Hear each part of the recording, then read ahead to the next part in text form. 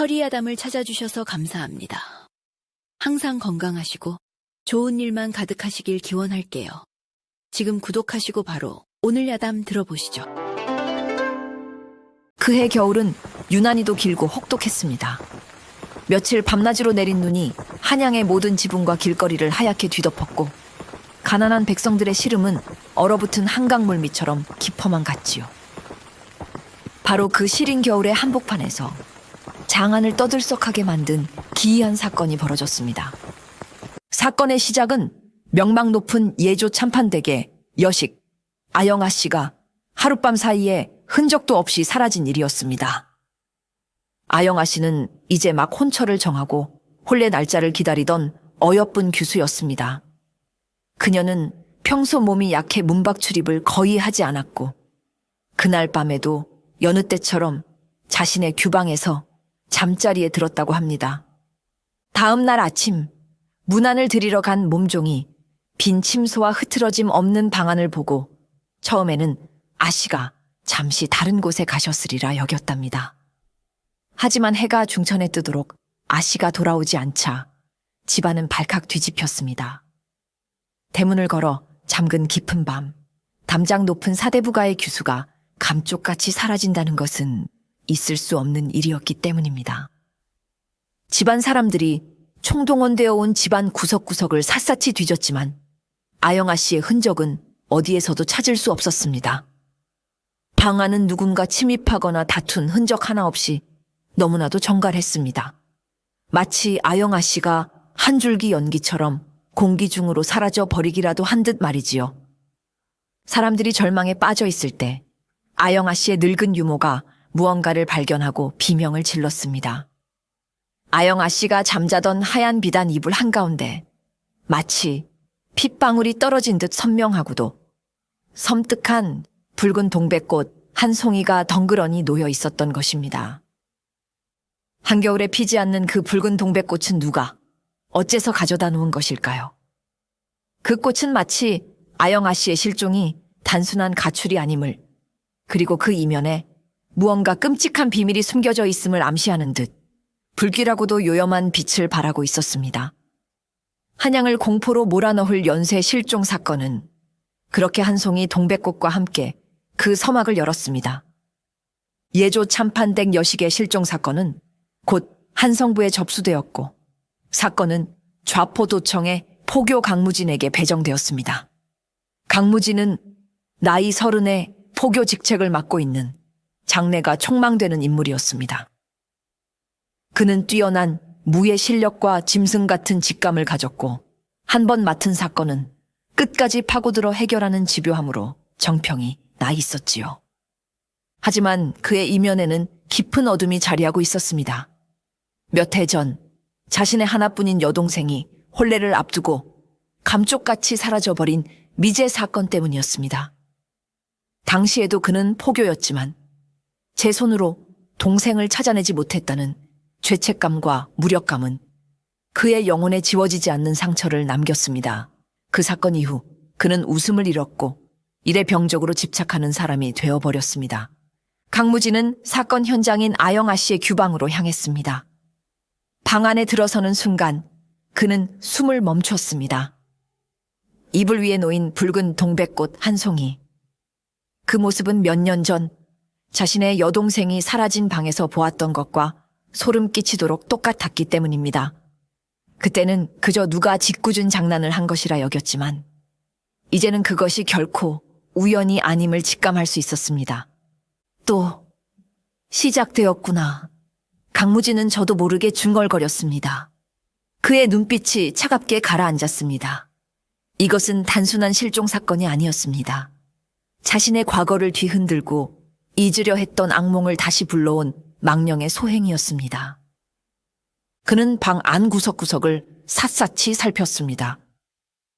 그의 예리한 눈은 아주 작은 먼지 하나, 희미한 냄새 하나도 놓치지 않았습니다.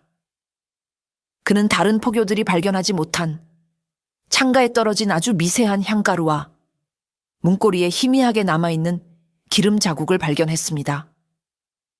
범인은 보통 내기가 아니었습니다. 아주 치밀하고 주도 면밀하게 계획된 범행이었습니다. 강무진은 주먹을 불끈 쥐었습니다. 그의 가슴 속에서 잊고 있던 분노와 죄책감이 다시 들끓기 시작했습니다. 이번만큼은 결코 놓치지 않으리라. 사라진 아영아 씨를 찾고 나아가 자신의 여동생을 앗아간 그놈의 정체를 반드시 밝혀내고야 말겠다고. 그는 이 사건에 자신의 모든 것을 걸기로 결심했습니다. 그것은 포교로서의 의무감을 넘어선 과거의 망령과 벌이는 처절한 사투의 시작이었습니다. 관아의 공식적인 수사만으로는 한계가 있다는 것을 강무진은 잘 알고 있었습니다. 범인은 유령처럼 흔적을 남기지 않았고 사건은 미궁 속으로 빠져드는 듯했습니다. 강무진은 결국 한양의 모든 비밀이 모이고 거래된다는 소문의 장소, 화원루를 찾아가기로 결심했습니다. 화원루는 겉보기에는 평범한 주점이었지만 그곳을 드나드는 손님들은 평범하지 않았습니다. 고위 관료들의 신복, 부유한 상인, 심지어 뒷골목의 왈패들까지 온갖 부류의 인간들이 비밀스러운 정보를 거래하기 위해 그곳을 찾았습니다. 그리고 그 모든 정보의 중심에는 화원루의 주인, 자란이 있었습니다. 자란은 한때 장안 최고의 기생으로 이름을 날렸으나 몇 해 전 홀연히 은퇴하고 이 주점을 차린 여인이었습니다. 그녀는 여전히 눈부신 미모를 간직하고 있었지만 그녀의 눈빛에는 더 이상 사내를 유혹하는 교태 대신 세상의 모든 비밀을 꿰뚫어 보는 듯한 차갑고 날카로운 지성이 번뜩이고 있었습니다. 강무진이 화원로의 문을 열고 들어서자 시끄럽던 주점 안이 순간 조용해졌습니다. 포교의 등장은 환영받지 못하는 법이지요.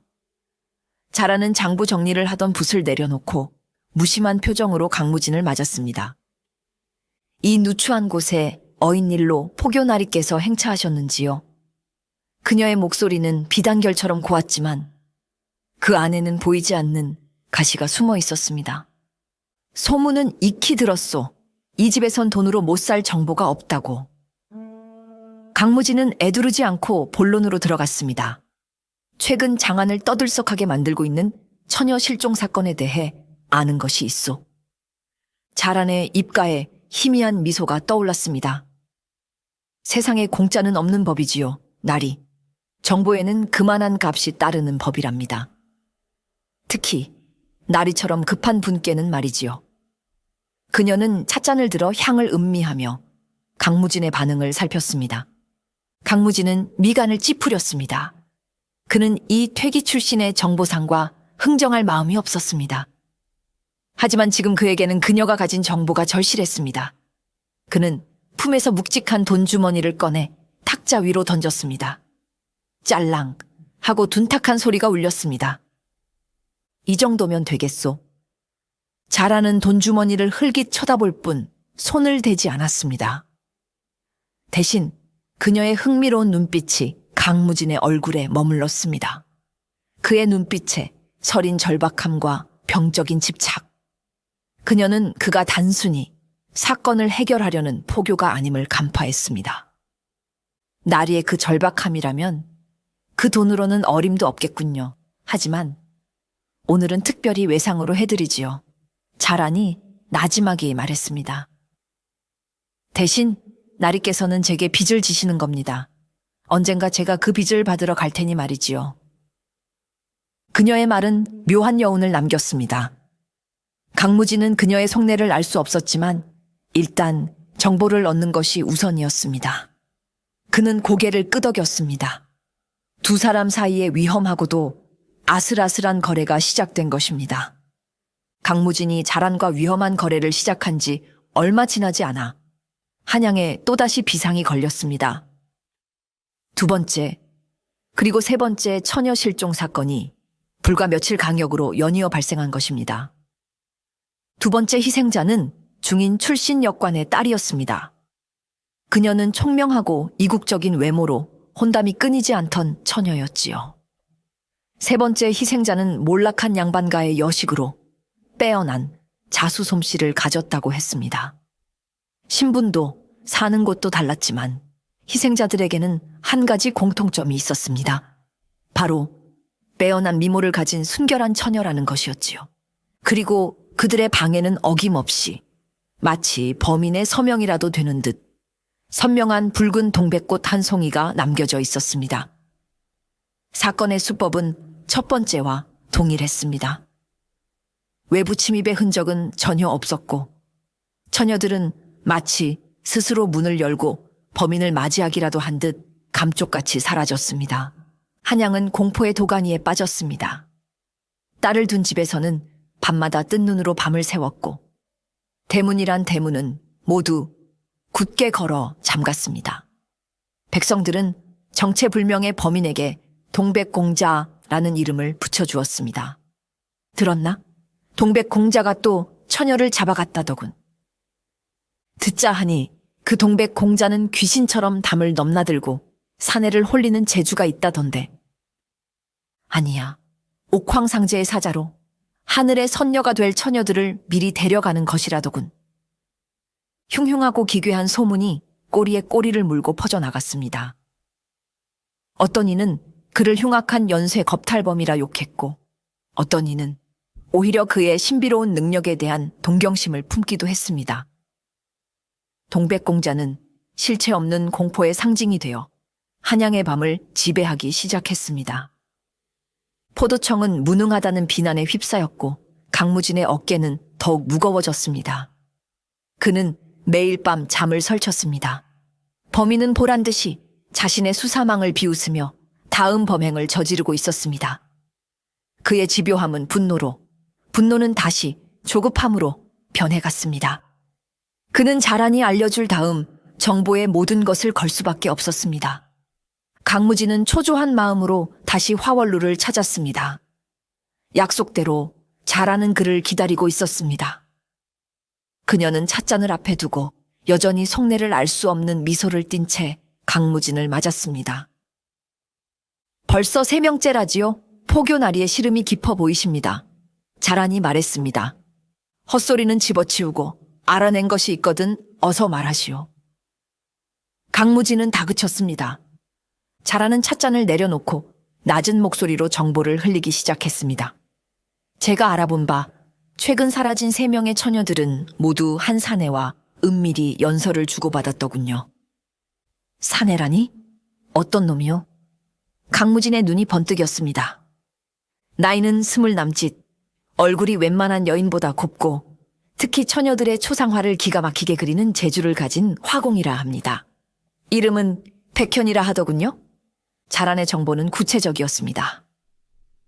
백현이라는 화공은 최근 장안의 교수들 사이에서 은밀하게 인기를 끌고 있으며 그의 그림을 얻기 위해 몰래 그와 만나는 처녀들이 적지 않다는 것이었습니다. 그리고 실종된 3처녀 모두가 그에게 자신의 초상화를 그리게 했다는 공통점이 있었습니다. 동백꽃 그리고 연설아. 강무진은 미간을 찌푸렸습니다. 모든 정황이 치정으로 인한 납치극을 가리키고 있었습니다. 잘생긴 화공이 처녀들을 유혹하여 연설을 주고받다가 욕정을 이기지 못하고 납치했을 가능성이 충분했습니다. 현장에 남겨진 동백꽃은 어쩌면 그가 보낸 사랑의 증표였을지도 모릅니다. 그 화공놈이 사는 곳을 아시오? 물론이지요, 나리. 정보에는 값이 따르는 법이니까요. 자라는 의미심장한 미소를 지으며 작은 종이에 백현이 기거하는 곳의 주소를 적어 건넸습니다. 강무진은 종이를 받아들고 급히 화원루를 나섰습니다. 그는 마침내 범인의 꼬리를 잡았다고 확신했습니다. 하지만 그는 알지 못했습니다. 자란이 건넨 그 정보가 진실로 향하는 길이 아니라 교묘하게 설계된 함정의 입구라는 것을. 그녀가 가리킨 손가락은 진범이 아닌 또 다른 희생양을 향하고 있었습니다. 화공 백현을 쫓기 전 강무진은 마지막으로 사건의 첫 번째 현장으로 다시 돌아갔습니다. 혹시 놓친 단서가 있을지도 모른다는 생각에서였습니다. 그는 유일한 목격자인 몸종 초희를 다시 만나보기로 했습니다.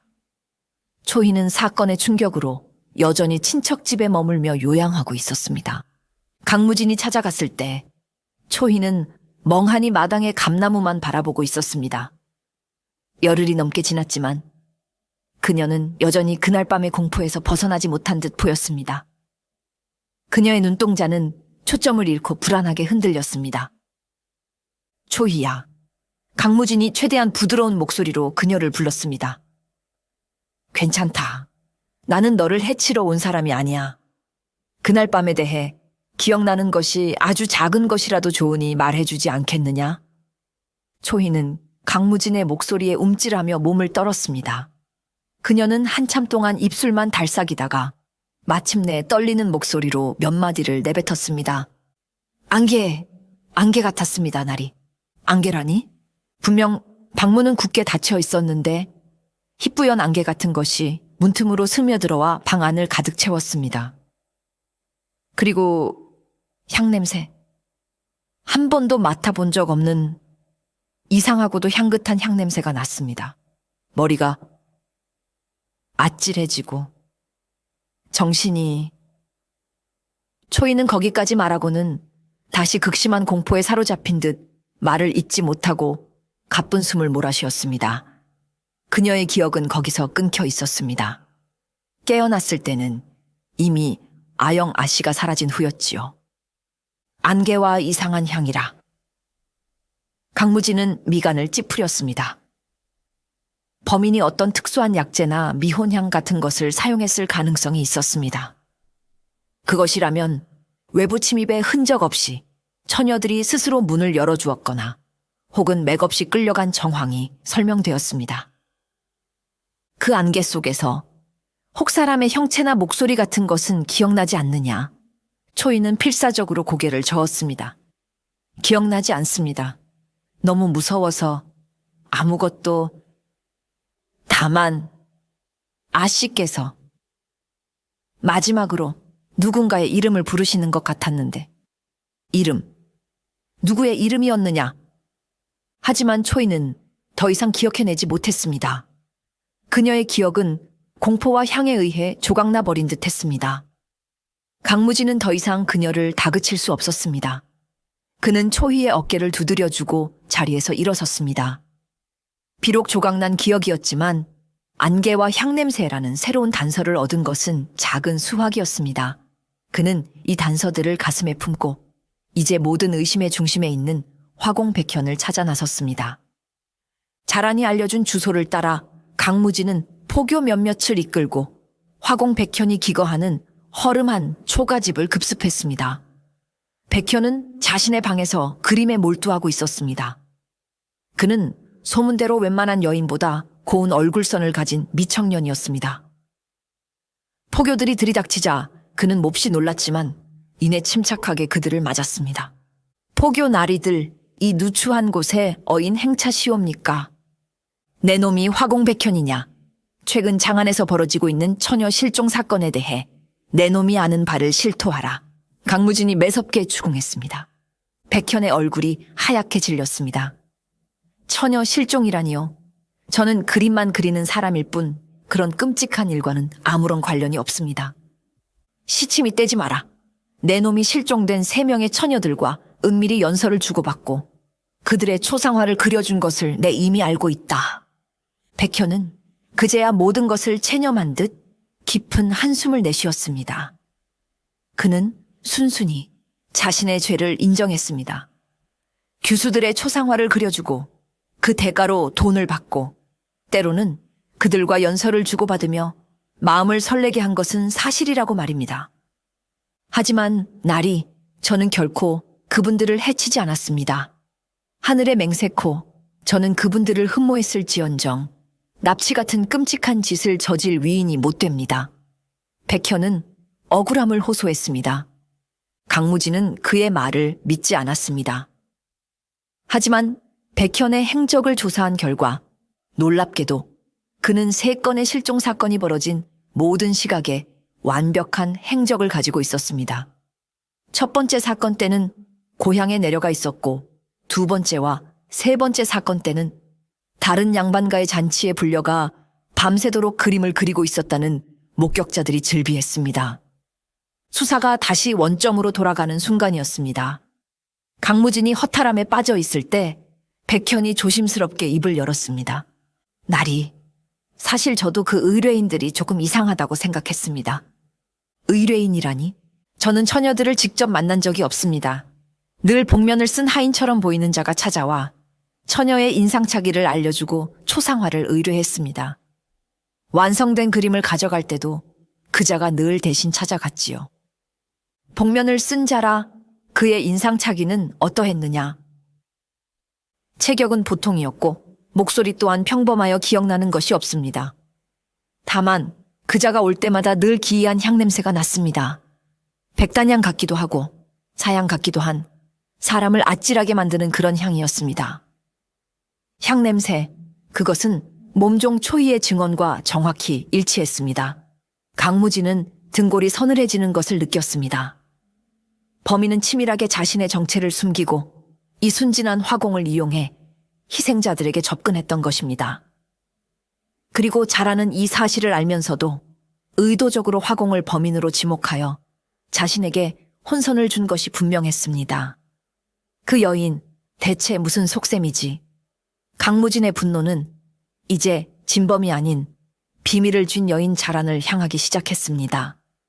자신이 자란에게 완벽하게 놀아났다는 사실을 깨달은 강무진은 참을 수 없는 분노와 모멸감에 휩싸였습니다. 그는 당장이라도 화원루로 달려가 자란의 멱살을 잡고 진실을 추궁하고 싶었습니다. 그는 포교들에게 뒤지를 맡기고 성난 황소처럼 화원루를 향해 말을 달렸습니다. 화원루에 도착했을 때 주저마는 평소와 달리 어수선하고 소란스러웠습니다. 손님 몇몇이 겁에 질린 얼굴로 밖으로 뛰쳐나오고 있었고 안에서는 무언가 부서지는 소리와 함께 여인의 비명소리가 희미하게 들려왔습니다. 무슨 일이냐? 강무진이 안으로 뛰어들어갔습니다. 주저마는 난장판이 되어 있었습니다.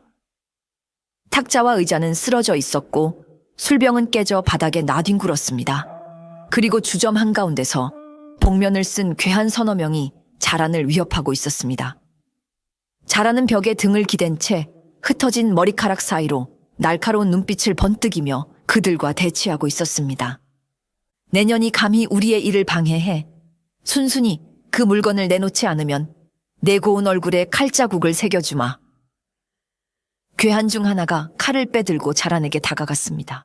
멈춰라. 강무진은 칼을 뽑아들고 괴한들에게 달려들었습니다.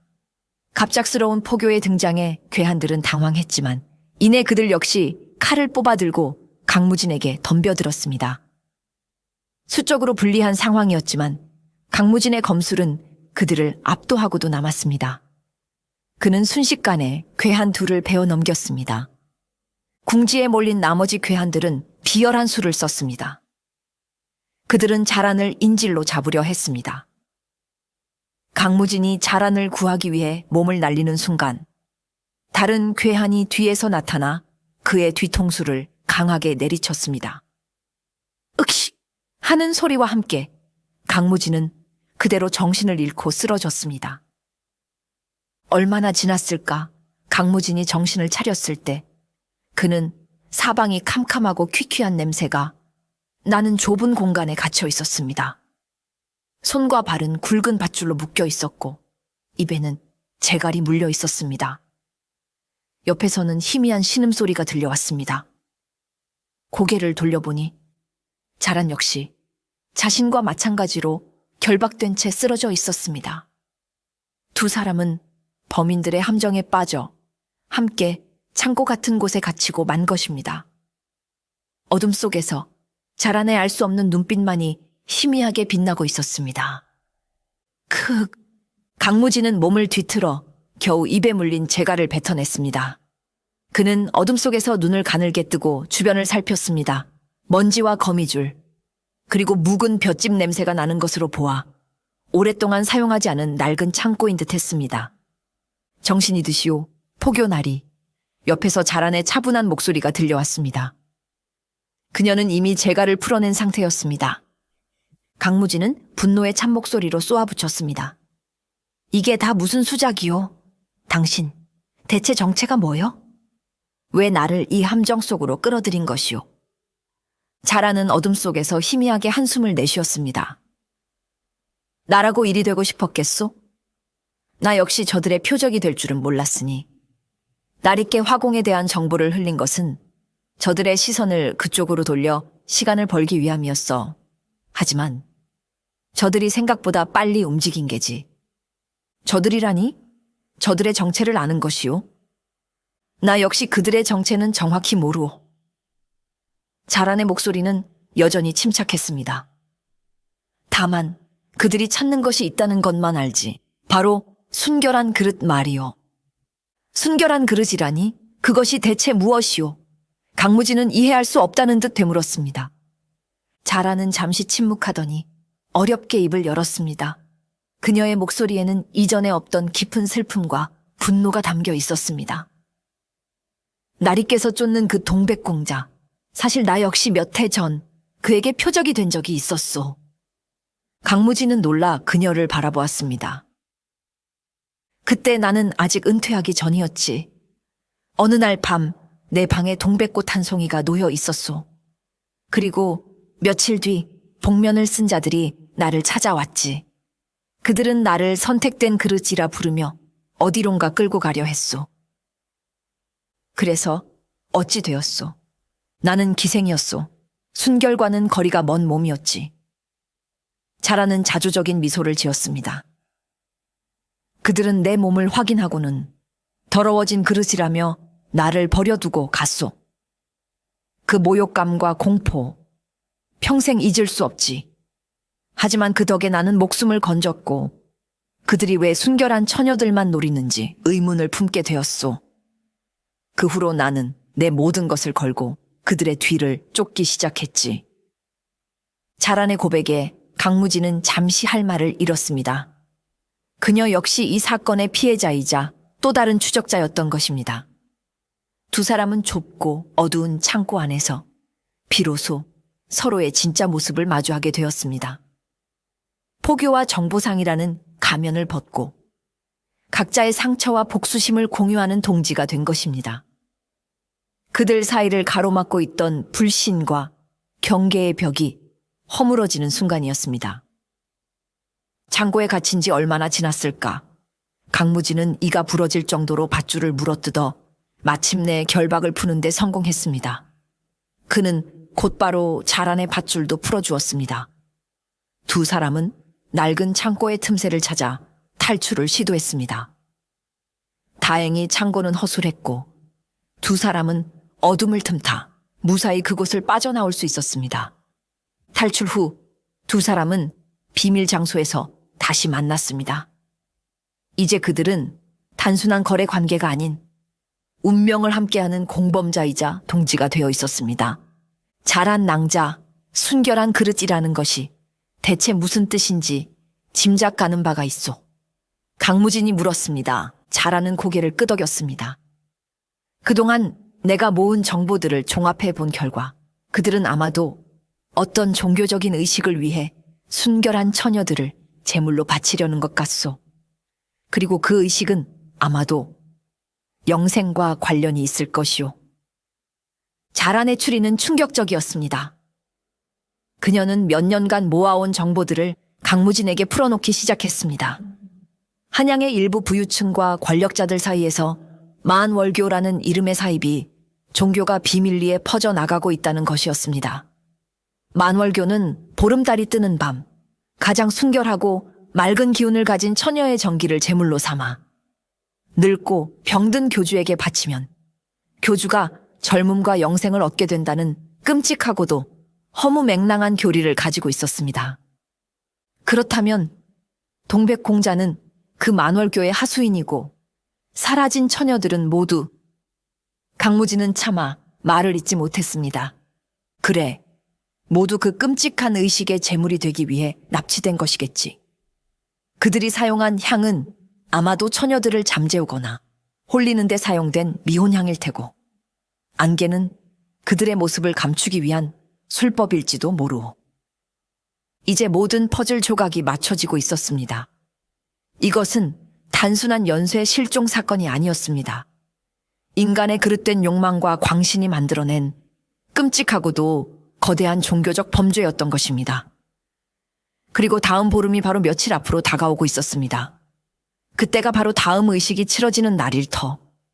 두 사람에게는 시간이 얼마 남지 않았습니다. 만월교의 실체를 알게 되자 강무진의 머릿속을 스쳐 지나가는 또 하나의 의문이 있었습니다. 바로 범인이 현장에 남기는 붉은 동백꽃이었습니다. 처음에는 치정을 암시하는 사랑의 증표라고 생각했지만 이제는 그것이 훨씬 더 섬뜩하고 상징적인 의미를 담고 있음을 깨달았습니다. 동백꽃, 왜 하필 동백꽃이었을까? 강무진이 혼잣말처럼 중얼거렸습니다. 자란이 차분한 목소리로 대답했습니다. 동백은 한겨울, 눈 속에서도 붉은 꽃을 피우는 생명력의 상징이요. 하지만 동시에 꽃이 질 때도 시들지 않고 그 붉은 자태 그대로 통째로 떨어지지. 마치 목이 잘리는 것처럼 말이오. 그래서 어떤 이들은 동백을 비극적인 죽음과 순결한 희생의 상징으로 여기기도 하오. 자란의 말을 듣는 순간 강무진은 온몸에 소름이 돋았습니다. 동백꽃은 사랑의 징표가 아니었습니다. 그것은 만월교가 자신들의 의식에 바칠 제물로 점찍 어둔 순결한 처녀의 방에 남기는 일종의 표식이었던 것입니다. 붉은 동백꽃은 너는 우리의 다음 제물이다 라고 예고하는 죽음의 낙인이었습니다. 그렇다면 내 여동생 방에 놓여있던 그 동백꽃도 강무진은 몇 년 전 속절없이 잃어버렸던 여동생을 떠올렸습니다. 동생이 사라진 방에도 어김없이 동백꽃 한 송이가 놓여 있었습니다.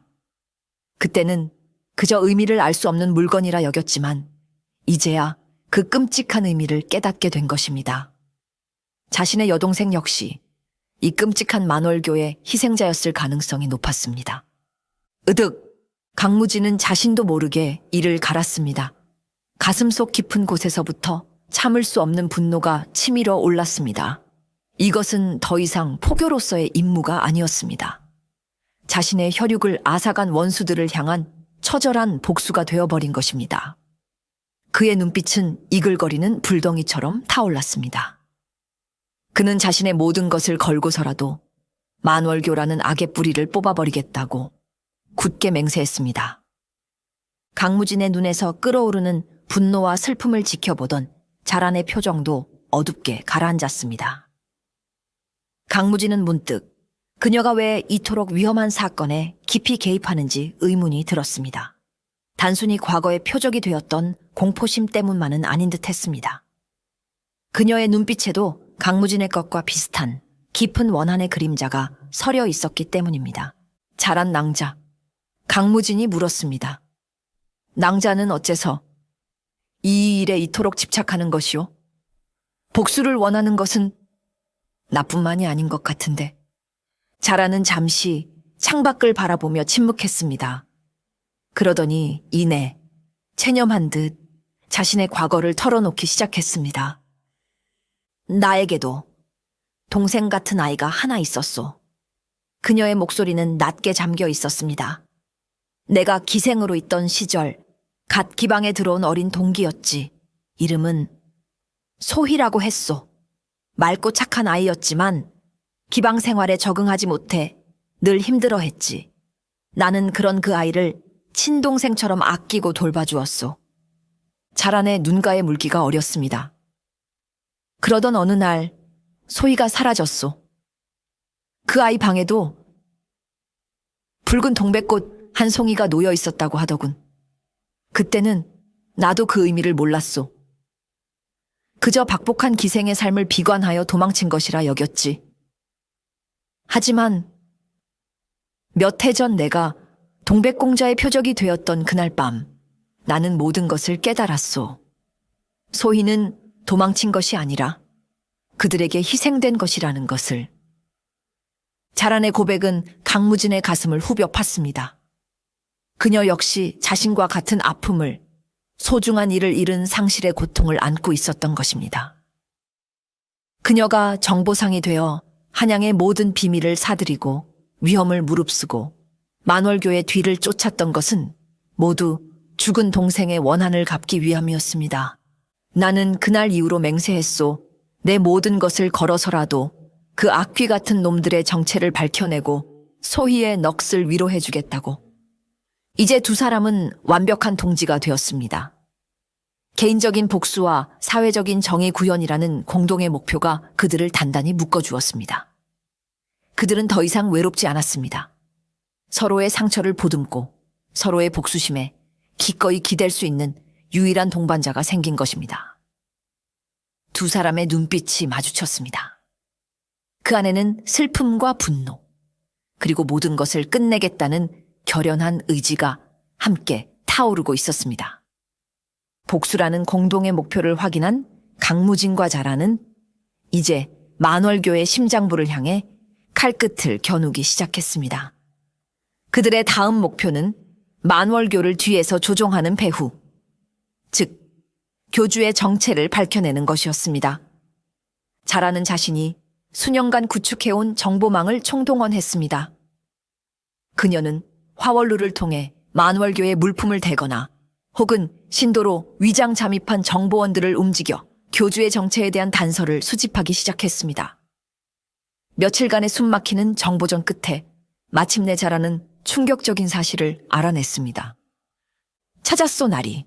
만월교의 교주는 따로 있었소. 지금 교주 행세를 하는 늙은이는 그저 얼굴 마담일 뿐, 그 모든 것을 뒤에서 지시하는 진짜 배후가. 자란의 목소리가 떨리고 있었습니다. 누구요? 민대감. 민치형 대감이요. 강무진은 자신의 귀를 의심했습니다. 민치형 대감. 그는 조정의 원로이자 인자하고 덕망 높은 인품으로 모든 이의 존경을 받는 인물이었습니다. 청렴결백하여 그 어떤 비리에도 연루된 적이 없는 살아있는 성인처럼 추앙받는 그런 자였습니다.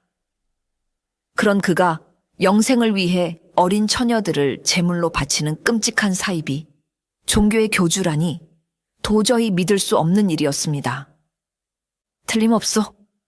그 인자하신 대감께서 어찌 그 인자한 얼굴 뒤에 썩어 문드러진 욕망이 숨겨져 있었던 게지. 자란이 차갑게 말했습니다. 민 대감은 몇 해 전부터 불치병을 앓고 있다고 하오. 그의 온화한 모습은 모두 거짓된 위선일 뿐, 뒤로는 자신의 늙고 병든 몸을 영원히 살리기 위해 온갖 흉악한 짓을 저질러 온 것이오. 만월교는 바로 그의 뒤틀린 영생의 욕망이 만들어낸 괴물이었던 게지. 이제 모든 것이 명확해졌습니다. 범인은 잡힐 리 없었습니다.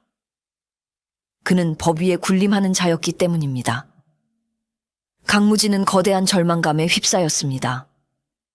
상대는 조정의 가장 존경받는 원로이자 막강한 권력을 쥔 민대감이었습니다. 어설프게 그를 건드렸다가는 역으로 자신이 역적 누명을 쓰고 목이 달아날 수도 있는 일이었습니다. 하지만 강무진은 포기하지 않았습니다. 상대가 누구든 그가 저지른 죄의 대가를 반드시 치르게 해야 했습니다. 그는 법의 힘으로 그를 심판할 수 없다면 자신만의 방식으로 그를 심판하기로 결심했습니다. 설령 그 끝이 파멸이라 할지라도 말입니다. 강무진과 자란이 민대감의 정체를 파악하고 다음 계획을 세우려던 바로 그때 적들이 먼저 움직였습니다. 민대감은 자신의 정체가 탈로 날 위기에 처했다는 것을 눈치챈 것입니다. 자란의 정보망이 움직이는 것을 감지했거나 혹은 강무진의 집요한 수사가 그의 심기를 건드렸을지도 모릅니다. 민대감은 최후의 발악을 준비했습니다. 바로 며칠 앞으로 다가온 다음 보름날, 마지막 의식을 통해 완전한 영생을 얻으려는 것이었습니다.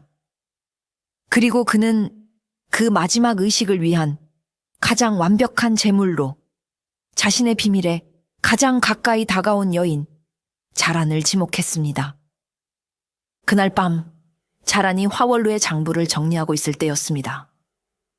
갑자기 주점 안으로 검은 복면을 쓴 괴한들이 연기처럼 세우며 들어왔습니다. 그들은 만월교의 광신도들이자 민대감의 사병들이었습니다. 내년이 감히 대감님의 일을 방해해 자라는 저항할 틈도 없이 그들에게 제압당하고 말았습니다. 그녀는 끌려가면서도 마지막 힘을 다해 믿을 만한 어린 종에게 작은 비단 주머니 하나를 몰래 넘겼습니다. 그 안에는 강무진에게 보내는 짧은 서신과 함께 만월교의 봉어지로 추정되는 장소가 적힌 지도가 들어 있었습니다. 다음 날 아침, 강무진은 자란의 어린 종을 통해 그녀가 납치되었다는 소식과 함께 비단 주머니를 전해받았습니다. 서신에는 이렇게 쓰여 있었습니다. 날이, 저들이 저를 데려갑니다. 아마도 저는 마지막 재물이 되겠지요. 부디 저 때문에 흔들리지 마시고 반드시 그들의 죄를 만천에 밝혀주십시오. 그리고 갇혀있는 다른 아이들을 구해주십시오. 이것이 제 마지막 부탁입니다. 강무진은 서신을 읽고 피를 토하는 심정으로 절규했습니다. 자란이 자신 때문에 위험에 처한 것입니다. 그리고 그녀는 자신의 목숨을 버릴 각오로 그에게 마지막 단서를 남겨준 것입니다. 이제 망설일 시간이 없었습니다. 강무진은 홀로 지옥의 문과도 같은 만월교의 봉어지로 향했습니다. 그의 손에는 차가운 칼 한 자루와 자란이 남긴 지도가 굳게 쥐어져 있었습니다. 자란이 남긴 지도가 가리키는 곳은 인왕산 깊숙한 곳에 위치한 오래전에 폐쇄된 낡은 사찰이었습니다. 겉보기에는 귀신이라도 나올 듯 으스스한 폐가였지만 강무진은 그곳이 만월교의 본거지임을 직감했습니다. 민대감은 사람들의 눈을 피해 이곳에서 끔찍한 의식을 치러왔던 것입니다. 다음 보름이 되기까지는 이제 하루밖에 남지 않았습니다. 강무진은 포도청에 보고하고 지원을 요청할 시간적 여유가 없었습니다. 설령 보고한다 해도 민대감의 권세를 두려워한 윗선에서 묵살될 것이 뻔했습니다. 이것은 이제 그 혼자만의 싸움이었습니다. 그는 밤이 되기를 기다려 유령처럼 사찰의 담을 넘었습니다. 사찰 내부는 겉보기와 달리 삼엄한 경비가 펼쳐져 있었습니다. 검은 옷을 입은 신도들이 곳곳을 순찰하고 있었고 그들의 눈빛에서는 맹목적인 광신이 느껴졌습니다. 강무진은 그림자처럼 몸을 숨기며 사찰 가장 깊숙한 곳에 있는 대웅전으로 향했습니다. 대웅전의 문틈으로 새어나오는 빛과 함께 기이한 주문을 외는 소리가 들려왔습니다. 강무진이 조심스럽게 안을 들여다보았을 때 그는 경악을 금치 못했습니다. 불상이 있어야 할 자리에는 흉측한 형상의 신상이 놓여 있었고 그 앞에 거대한 제단 위에는 자란이 하얀 소복을 입은 채 의식을 잃고 누워 있었습니다. 제단 주변에서는 수십 명의 신도들이 무릎을 꿇고 주문을 외고 있었고 그 중심에는 금실로 수놓은 화려한 제사복을 입은 민대감이 서 있었습니다. 만월이 뜨면 새로운 생명이 깃들고 나는 영생을 얻으리라. 민대감의 광기 어린 목소리가 대웅전 안에 울려 퍼졌습니다. 강무진은 또한 대웅전 뒤편의 작은 암자에서 그동안 실종되었던 다른 처녀들이 감금되어 있는 것을 발견했습니다. 그녀들은 약에 취한 듯 넋이 나간 상태로 다음 제물이 될 순서를 기다리고 있었습니다. 분노가 머리끝까지 치밀어 올랐지만 강무진은 섣불리 움직이지 않았습니다. 지금 섣불리 나섰다가는 자란과 다른 처녀들의 목숨까지 위험해질 수 있었습니다. 그는 어둠 속에서 숨을 죽이고 모든 것을 끝낼 단 한 번의 기회를 노렸습니다. 보름달이 떠오르고 놈들의 의식이 시작되는 바로 그 순간을 말입니다.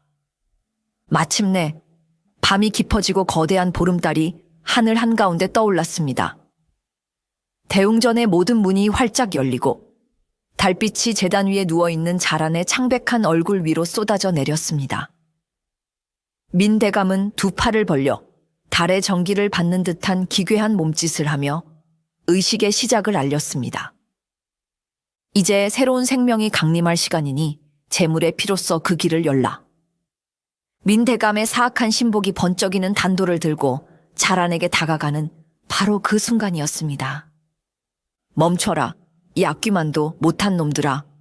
강무진이 어둠 속에서 뛰쳐나와 제단으로 달려들었습니다. 그의 손에 들린 칼이 달빛을 받아 서늘한 빛을 뿜었습니다. 갑작스러운 강무진의 등장에 만월교 신도들은 동요했지만 인의 광기에 찬 눈으로 그에게 달려들었습니다. 이단자를 처단하라. 대감님의 영생을 방해하는 놈이다. 대웅전은 순식간에 아수라장으로 변했습니다. 강무진은 수십 명의 광신도들을 상대로 필사적인 사투를 벌였습니다. 그의 검술은 출중했지만 사방에서 쉴 새 없이 몰려드는 적들을 상대하기에는 역부족이었습니다. 그의 몸에 하나둘씩 상처가 늘어나기 시작했습니다. 하지만 그는 쓰러지지 않았습니다. 여동생의 원한과 자란을 구해야 한다는 일념이 그를 지탱하고 있었기 때문입니다. 그는 피를 흘리면서도 짐승처럼 포효하며 길을 열었고 마침내 제단 앞에 다다랐습니다. 그의 앞을 가로막은 것은 민대감의 충직한 호위무사들이었습니다. 그들은 강무진이 상대하기에는 너무나도 강한 적수였습니다.